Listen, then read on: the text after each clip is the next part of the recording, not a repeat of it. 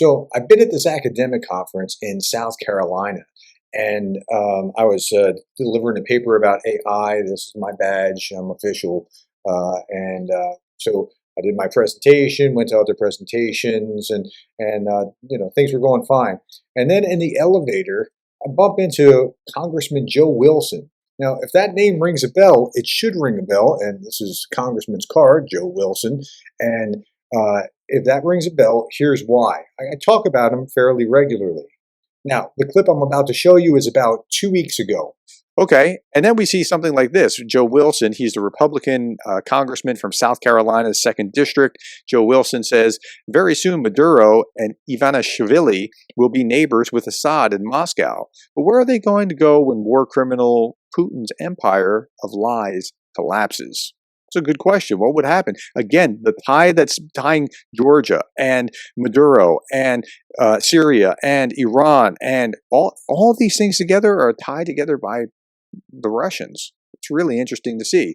Here's Joe Wilson again. He's getting Zorbashvili, the former president of Georgia, together with Rubio. Hopefully she can have some influence about what poison Russia is bleeding into Eastern Europe. I'm grateful to bring together two great patriots, President Zorbashvili and Secretary of State Marco Rubio, to safeguard the strong U.S.-Georgia relationship and to defeat the tyrannical Ivanishvili regime. So again, Wilson's up to everything he's doing is really useful for all of Eastern Europe. Okay, I showed you that for a reason, because that's the backstory with Joe Wilson. Like he's just really a good guy as far as anything related to Ukraine or Eastern Europe writ large is. And so I see him on an elevator, literally on an elevator. I said, Congressman Wilson? And he said, yes. And I told him, hey, look, I just want to thank you for the way that you have stood up for Ukraine and Georgia, particularly in these last few weeks.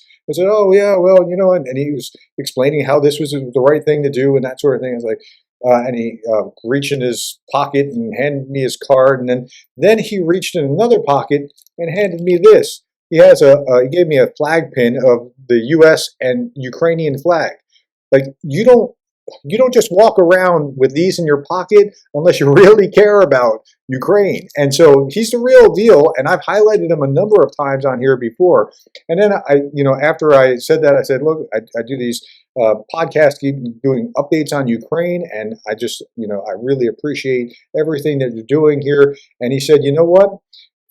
I said, first, I said, you're one of few voices up on Capitol Hill that's really championing Ukraine. And he said, don't believe it. 80% of us are like that. What you're hearing is the 20% that are just the loudest. And so I want to encourage you that there is some kind of hope because, there are good congressmen that are in Ukraine's corner. And again, he's a Republican from South Carolina. I just happened to be at this academic conference in Greenville, South Carolina, and this is where I bump into him literally on the elevator. All right. Hope that's encouraging to you. It was very encouraging to me.